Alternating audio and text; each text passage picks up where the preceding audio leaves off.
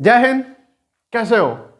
देखो, अभी तक हम दो विधि पढ़ चुके हैं, विलोपन विधि और प्रतिस्थापन विधि। आज हमको पढ़ना है वज्र गुणनखंड विधि। ठीक है, तो देखो वज्र गुणन विधि कौन सा होता है, इसके लिए एक सूत्र निकाला जाता है। ठीक है, और उसी सूत्र पे हम सारा मान रखते जाएंगे, हमारा आराम से गुणनखंड हो जाएगा। सॉरी, गुणनखंड का उसका x और y का मान निकल जाएगा। ठीक है, ये देखने में तो आसान होता है लेकिन थोड़ा टिटिम्मा होता है, लेकिन है बहुत आसान। ठीक ना, इसमें कोई जोर जबरदस्ती कोई कुछ नहीं करना है, कोई बहुत ज्यादा दिमाग नहीं लगाना है। ठीक है, देखो इसका सूत्र निकालने के लिए हमें क्या करना पड़ता है। मान लो हमारे पास दो इक्वेशन है, क्या a1x plus b1y plus c1 बराबर 0। ठीक है, और दूसरा इक्वेशन है a2x plus b2y plus c2 बराबर 0। ठीक है, मान लो हमारे पास दो इक्वेशन है, तो इस कंडीशन में क्या करेंगे हम,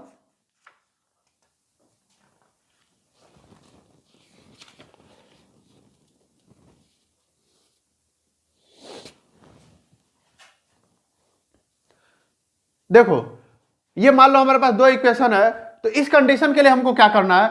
सबसे पहले देखो लाइन से एक सूत्र निकालने के लिए देखो एक बहुत ही आसान तरीका है। पहले क्या लिखो, b1 b2 c1 c2 a1 a2 और फिर से b1 b2। ठीक है, भूल जाएगा कि क्या है, तो एक कोर्स होता है बीसीए। ठीक है, बीसीए कर लिए फिर से बी पे जा रहे हो, बीसीए करके बी पे जा रहे हो, यही क्या है, इसका एक फार्मूला है। ठीक है, देखो इतना करने के बाद हमें क्या करना है, वज्र गुणन का मतलब क्या होता है, इसका इसमें गुणा, इसका इसमें गुणा। ठीक है, इसका इसमें गुणा, इसका इसमें गुणा, इसका इसमें गुणा और इसका इसमें गुणा। ठीक है, इतना कर देना है। अब ये देखो, यह है x वाला पार्ट, यह है y वाला पार्ट और यह है 1/, वाला पार्ट। ठीक है, अब देखो सूत्र निकालते कैसे हैं। इतना जब कर लिए, देखो याद करना बहुत आसान है, बी सी ए बी, उसी के नीचे बी सी ए बी, बस यहाँ पे b1 है तो यहाँ b2 है, c1 है, c2 है, a1 है, a2 है, b1 है, b2 है, तिर्यक गुणा कर दिए सबका।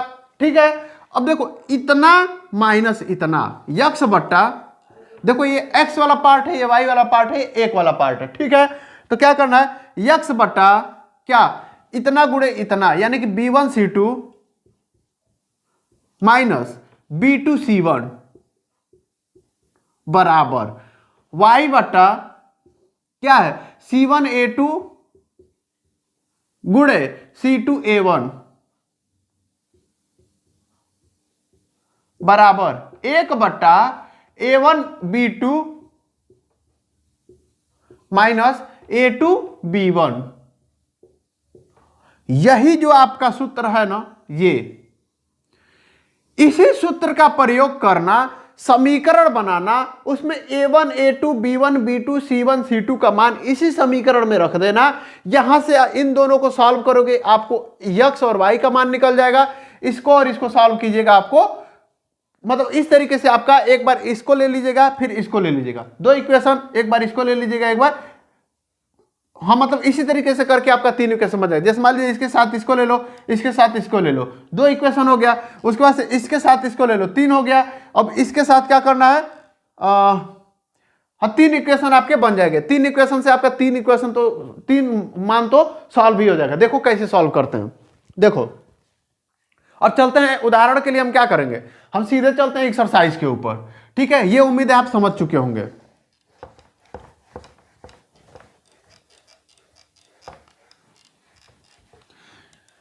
हम एक काम करते हैं, आपकी सुविधा के लिए ये जो सूत्र है इसको हम कोने में लिख देते हैं, ताकि पूरे सवाल लगाते टाइम इसका प्रयोग हम करते रहें। देखो क्या है, x बट्टा b1 c2 minus b2 c1 बराबर y बटा क्या है, c1 a2 minus c2 a1 बराबर 1/, क्या है, a1 b2 minus a2 b1।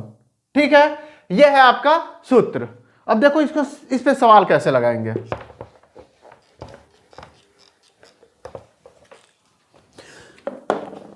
प्रश्नावली पे हम सीधे चलते हैं। प्रश्नावली 3.5, इसका पहला क्वेश्चन देखो। पहला क्वेश्चन कह रहा है निम्न रैखिक समीकरण युग्मों में से किसका एक अद्वितीय हल है जिसका कोई हल नहीं है, या किसके अपरिमित रूप से अनेक हल हैं। अद्वितीय हल की स्थिति में उसे वज्र गुणन विधि से सॉल्व कीजिए। देखो ये किसका एक हल होगा, किसका अपरिमित रूप से अनेक हल होगा, किसका एक भी हल नहीं होगा, ये हमने आपको एक अलग वीडियो में एक चार्ट बना के आपको सिखाया था। ठीक है, वो आप लोग वीडियो जब देख लेंगे ना तब इसमें आपको कोई कंफ्यूजन नहीं होगा। फिलहाल हम डायरेक्ट इस पे हम क्वेश्चन को सॉल्व करना सिखाते हैं। ठीक है, तो पहला का पहला पार्ट देखिए। पहला क्वेश्चन का पार्ट 1 क्या कह रहा है, दो इक्वेशन हमारे पास x - 3y -3 बराबर 0 और क्या है 3x - 9y -2 बराबर 0। देखो जब आपके पास इक्वेशन आ जाए ना तो सबसे पहले क्या करना, a1 a2 b1 b2 c1 c2 का मान लिख देना। देख लो क्या हो जाएगा, a1 बराबर 1, a2 बराबर कितना है -3, a2 कितना है 3 है केवल, क्योंकि a1 ये है a2 ये है। ठीक है, b1 कितना है, b1 बराबर -3 और b2 बराबर कितना है -9। c1 कितना है, c1 बराबर है -3, c2 कितना है -2। अब इसी चीज को आप इस समीकरण में सीधे सीधे रख दीजिए, इस सूत्र में सीधे सीधे रख दीजिए, तो क्या हो जाएगा x बटा b1 c2, b1 कितना है -3 गुणे c2 कितना है, c2 है -2 माइनस क्या है b2 c1, b2 कितना है -3 गुणे उसके बाद से क्या है c1, c1 क्या है आपका -3। ठीक है, ये x बट्टा वाला आपका पार्ट हो गया, बराबर y बट्टा क्या है c1 a2, c1 कितना है, c1 है आपका -3, a2 कितना है, a2 है 3 माइनस c2 कितना है, c2 है -2 और a1 कितना है, a1 है 1। ठीक है, इस तरीके से आपका y वाला पोर्शन हो गया। अब एक वाला पोर्शन देखिए, 1 बटा a1 b2, a1 कितना है 1 गुणे b2 कितना है, b2 है -9 माइनस a2 b1, a2 कितना है, a2 है 3 गुणे b1 कितना है, b1 है -3। ठीक है, अब इसको क्या करना है, ये देखो इसको हम लोग गुणा भाग करके और छोटा कर लेते हैं, तो क्या हो जाएगा x बटा 3 दूना 6, माइनस माइनस मिलकर प्लस हो जाएंगे, -3 3 9, ये भी माइनस माइनस मिलकर प्लस हो जाएगा और ये एक माइनस रह जाएगा, बराबर y बटा 3 3 9, माइनस माइनस प्लस हो गए 2, बराबर 1 बटा -9 + 9। ठीक है, देखो ये -9 + 9 मिलके हो जाएंगे 0। ठीक है, देखो ये हो गया -9 और ये माइनस माइनस प्लस हो गया, तो प्लस और माइनस मिलके कितने हो गए 0। तो इस तरीके से आप लोग देखेंगे इसका मान 1/0 जब भी कहीं हो जाता है तो इसका मतलब क्या हो जाता है, ये हो गया इनफाइनाइट।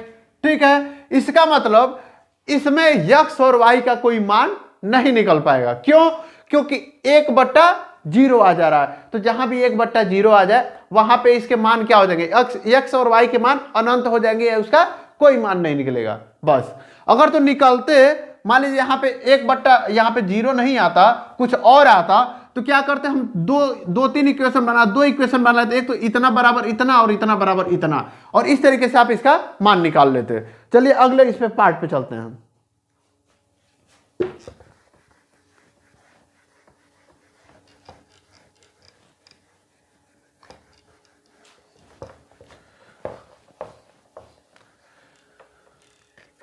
दूसरा पार्ट देखो, इसका दूसरा पार्ट कह रहा है 2x + y = 5, 2x + y = 5।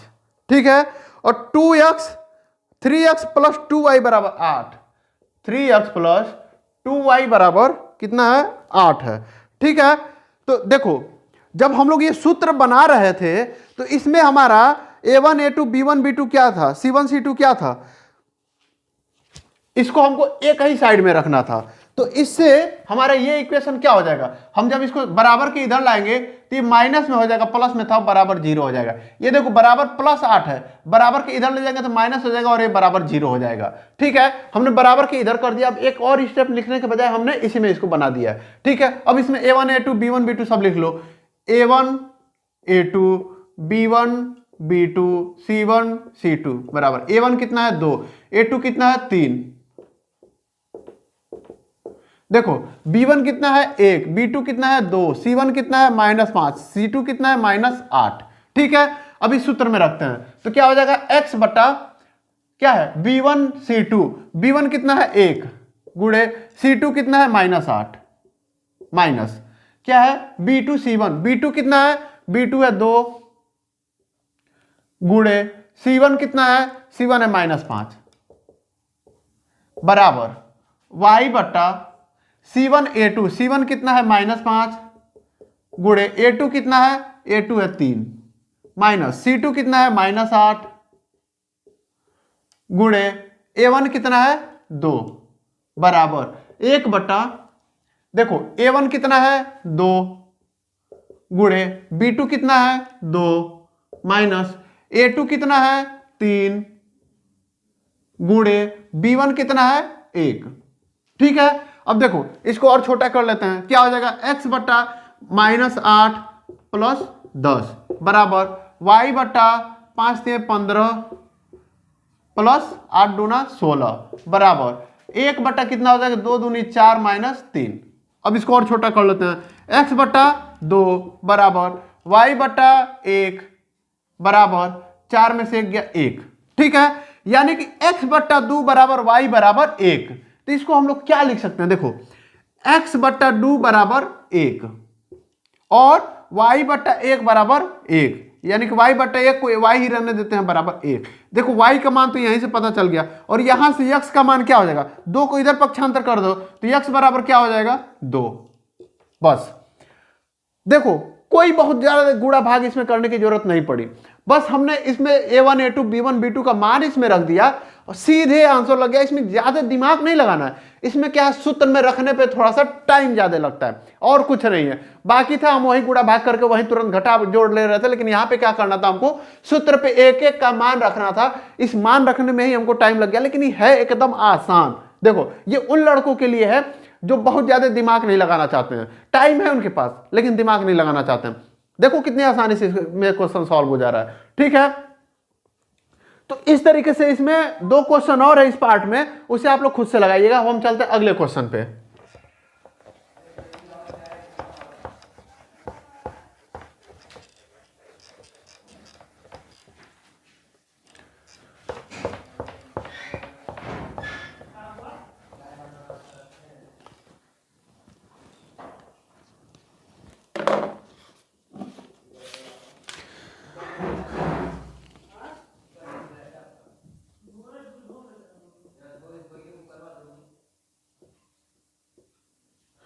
देखो अगला आपका जो क्वेश्चन है, क्वेश्चन नंबर 2 क्या कह रहा है, ए और बी के किन मानों के लिए निम्न रैखिक समीकरणों के युग्म के अपरिमित रूप से अनेक हल होंगे। देखो हमने आपको बताया था अपरिमित रूप से अनेक हल कब होता है, जब क्या कंडीशन होता है बताओ। अपरिमित रूप से अनेक हल होने के लिए हमने आपको पीछे वो जो एक वीडियो जो था सिंगल बनाया था मैंने, उसमें वो कंडीशन हमने आपको बताया था कि जब A1 बट्टा A2 बराबर B1 बट्टा B2 बराबर C1 बट्टा C2 हो जाए तो इसका मतलब होगा कि अपरिमित रूप से अनेक हल होगा, क्योंकि उस कंडीशन में क्या होता था, दोनों रेखाएं एक दूसरे के ऊपर समपाती होती थी। ठीक है, तो अपरिमित रूप से अनेक हल होता था, यानी कि A1 बट्टा A2 बराबर B1 बट्टा B2 बराबर C1 बट्टा C2 हो जाता था। ठीक है, तो देखो हमारा जो इसमें दूसरे का जो कह रहा है, हमारा जो 2 इक्वेशन दिया हुआ है, क्या दिया हुआ है 2x प्लस 3y बराबर 7, 2x प्लस 3y बराबर 7। और दूसरा कंडीशन क्या कह रहा है, a माइनस बी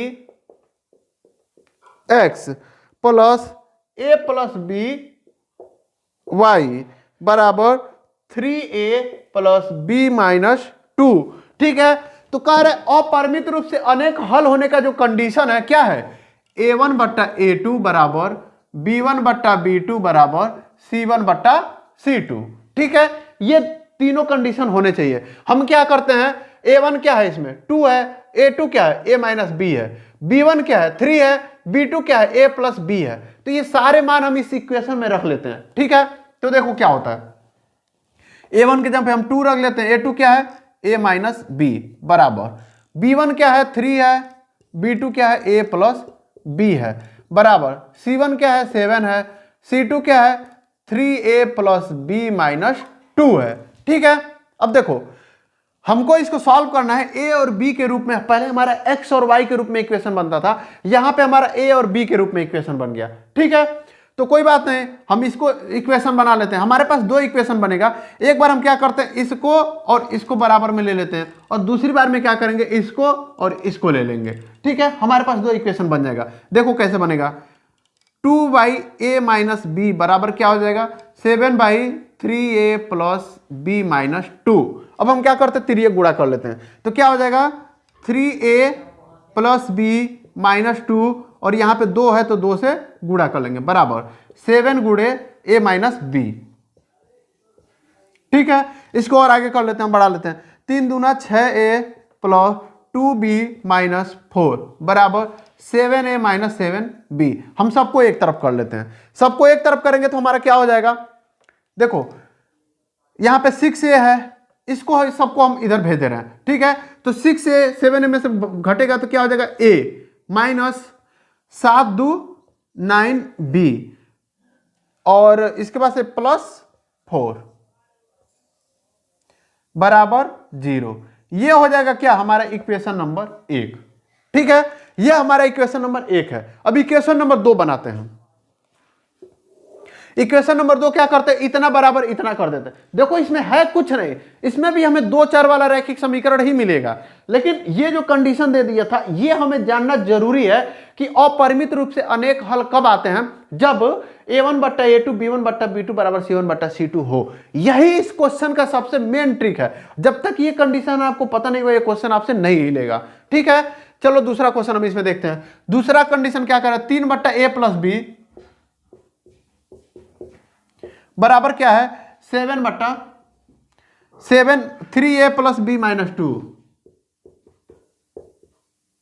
आप चाहें तो इन दोनों को भी बराबर करके दिखा सकते हैं, कोई दिक्कत नहीं है। हम एक काम करते हैं, इन्हीं दोनों को बराबर दिखा देते हैं, इसमें कुछ ज्यादा ही लफड़ा है। ठीक है, देखो इतना बराबर क्या 2 बट्टा a माइनस b, बस हम इसको दिखा देना, कोई फर्क नहीं पड़ेगा। अब क्या करेंगे, तिरिया गुणा कर लीजिए, क्या हो जाएगा 3a माइनस 3b बराबर 2a प्लस 2b। क्या हो जाएगा ये, इसको इधर लाएंगे तो ये हो जाएगा a और ये हो जाएगा माइनस 5b बराबर 0। ठीक है, हमारे पास ये आ गया दूसरा इक्वेशन। अब क्या करेंगे, हम a1 a2 b1 b2 c1 c2 लिख लेते हैं। देखो a1 बराबर a2 बराबर b1 बराबर b2 बराबर c1 बराबर c2 बराबर। ठीक है, a1 a2 क्या हो जाएगा, देखो a1 है यहां पे 1, a2 क्या है 1, b1 क्या है -9, b2 क्या है -5, c1 क्या है, c1 है 4, और c2 इसमें क्या है, कुछ नहीं है तो 0।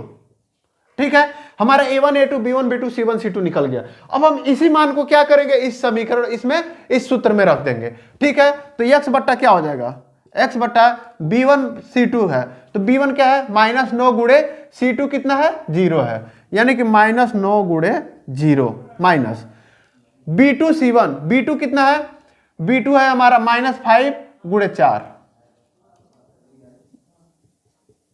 बराबर y बट्टा c1 a2, c1 है 4 गुणे a2 है 1 माइनस c2 a1, c2 कितना है 0 गुणे a1 कितना है 1 बराबर 1 बट्टा, देखो a1 कितना है 1 गुणे b2 कितना है -5 माइनस a2 कितना है 1 गुणे b1 कितना है -9।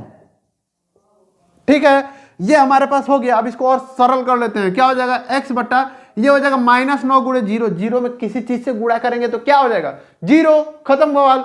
ठीक है, ये तो 0 हो गया। ये कितना हो गया 5 चौका 20 और माइनस माइनस क्या हो जाएगा प्लस, यानी कि +20 बराबर y बट्टा, देखो इसमें ये 0 और 1 मिलकर खत्म हो जाएगा, 4 एकन्ने 4 बराबर, ये देखो 1 बट्टा 5 एकन्ने 5 लेकिन माइनस का, और ये माइनस माइनस प्लस हो गया, कितना हो जाएगा 9। ठीक है, ये कितना हो गया, एक बार इतना बराबर इतना दिखा देते हैं और दूसरी बार इतना बराबर इतना दिखा देंगे। ठीक है, तो क्या हो जाएगा x बट्टा 20 बराबर 1 बट्टा -5 में से 9 में से -5 गया 4 बच गया, यानी कि 1 बट्टा 4। तो ये क्या हो जाएगा, इसको करिएगा तो x बराबर हो जाएगा 20 बट्टा 4 बराबर 5, यानी x का मान कितना निकल गया 5 निकल गया। अब देखो y बट्टा 4 बराबर कितना हो गया 1 बट्टा 4, तो यहां से y बराबर क्या निकल जाएगा 1।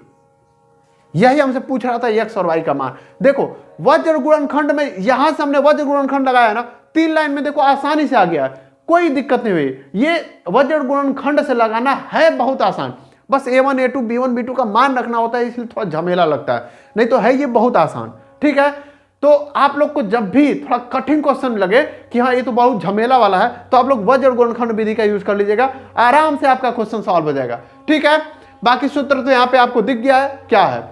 और इसमें सबसे मेन ट्रिक ये थी कि इसमें जो कह रहा था कि ये इसका जो ये वाला जो कंडीशन जो हमने निकाला है, ये वाला, ये आपको जानना बहुत जरूरी है। अपरिमित रूप से अनेक हल कब निकलता है। ठीक है, इसके हमने वो जो छोटा सा एक वीडियो बना रखा था, करीब 6-7 मिनट का है, उसको जब आप लोग देख लेंगे ना तो एकदम आराम से ये तो बिल्कुल हलवा हो जाएगा। ठीक है, चलो अब चलते हैं अगले क्वेश्चन पे। इसका आप लोग चाहो तो स्क्रीनशॉट ले लो।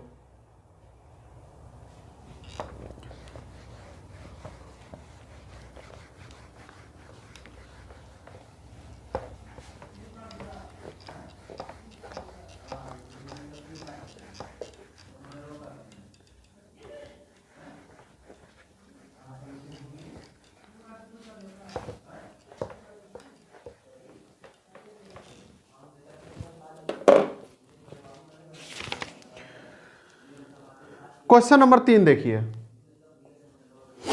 क्वेश्चन नंबर 3 कह रहा है निम्न रैखिक समीकरणों के युग्म को प्रतिस्थापन एवं वज्र गुणन विधियों से हल कीजिए, किस विधि को आप अधिक उपयुक्त मानते हैं। तो प्रतिस्थापन विधि हमने आपको बता दिया था, इसको हम वज्र गुणनखंड विधि से सॉल्व करके दिखा देते हैं, और आप लोग प्रतिस्थापन विधि से खुद सॉल्व कीजिएगा और देखिएगा आसान किसमें हो रहा है। ठीक है, तो वज्र गुणनखंड से हम सॉल्व करते हैं, क्या है 8x + 5y बराबर 9, और दूसरा क्या है 3x + 2y बराबर 4। ठीक है, लेकिन हमको क्या करना है, हमको C1 C2 किस में लाना है, हमको इस एक ही साइड में सब चाहिए, तो हम इसी को क्या लिख सकते हैं 8x + 5y - 9 बराबर 0, और इसको हम लोग क्या लिख सकते हैं 3x + 2y - 4 बराबर 0। ठीक है, इसमें a1 a2 b1 b2 लिख लो, a1 a2 b1 बराबर b2 बराबर c1 बराबर c2 बराबर। a1 क्या है 8 है, a2 क्या है 3 है, b1 क्या है 5 है, b2 है 2, c1 क्या है -9, c2 क्या है -4। ठीक है, देखो अब इसी चीज को हम सूत्र में रख लेते हैं। सूत्र क्या है x बट्टा, देखो हम वहां पे मिटा लिए हैं लेकिन आप लोग के पास ये सूत्र होगा। देखो ये सूत्र एक दो बार आप लगाएंगे तो अपने आप याद हो जाएगा, नहीं याद होता तो ये सूत्र आप लोग खुद क्रिएट कर लीजिएगा। कैसे निकलेगा b1 b2 c1 c2 a1 a2 b1 b2, क्या करना है तिर्यक गुणा कर लेना है, बस ऐसे करके आपका सूत्र निकल जाएगा। ठीक है, तो अब कोशिश कीजिएगा कि यदि कहे वज्र गुणनखंड विधि से निकालने के लिए तो ये सूत्र आप लोग वहीं पे निकाल दीजिएगा, लिख दीजिएगा, यहां पे रफ में मत लिखिएगा, सामने ही लिख दीजिएगा ताकि एग्जामिनर को लगे कि हाँ आपको सूत्र सिर्फ रटा हुआ नहीं है, आपको सूत्र आता है। ठीक है, आप सूत्र निकाल सकते हैं। ठीक है, तो देखो इसमें क्या है b1 c2, b1 कितना है 5 और c2 कितना है -4 माइनस, उसके बाद से क्या है b2 c1, b2 कितना है 2 गुणे C1 कितना है -9 बराबर y बटा y वाले में क्या है C1A2, C1 क्या है -9 गुणे 3 माइनस, उसके बाद से क्या है C2A1, C2 क्या है -4 गुणे A1 कितना है 8 बराबर 1 बटा, उसके बाद से क्या है A2B1, A2 क्या है 3 गुणे 5 माइनस A2B1, ये क्या था A1B2 था, A1 क्या था 8, देखो गड़बड़ हो गया सॉरी, A1B2, A1 है 8 गुणे 2 माइनस A2B1, A2 है 3 गुणे 5, ठीक है ये निकल गया। अब इसके बाद इसको सरल कर लो, कैसे होगा देखो x बटा 5 चौका 20 माइनस माइनस प्लस 9 दूनी 18 बराबर y बटा 9 तरीके 27 माइनस माइनस प्लस 8 चौका 32 बराबर 1 बट्टा 8 दूना 16 और 5 तिहाई 15। देखो ये हो गया x बट्टा -2 बराबर y बटा 27 और 5 कितना होता है 32, लेकिन माइनस का 5 बराबर 1 बट्टा 1 यानी कि 1। अब देखो एक बार इतना बराबर इतना दिखा दो, दूसरी बार इतना बराबर इतना दिखा दो, ठीक है। तो देखो हम इसको यहां दिखा देते हैं, x बट्टा -2 बराबर कितना हो गया 1, तो x बराबर कितना हो जाएगा -2, देखो x का मान निकल गया। अब देखो y बट्टा -5 बराबर 1, तो y बराबर क्या हो गया -5। देखो x और y का हमें मान इतना आसानी से निकल गया। हमको बस एक बार सूत्र लिखना है, सूत्र लिखना कोई कठिन नहीं है, इस सूत्र से हम यहां पे लिख लेंगे और इसको सॉल्व कर लेंगे, तुरंत हमारा आंसर आ जाएगा, ठीक है। तो चलिए ठीक है, इस एक्सरसाइज को हम यहीं समाप्त करते हैं, अब अगले क्लास में इसके आगे बताएंगे। तब तक के लिए जय हिंद।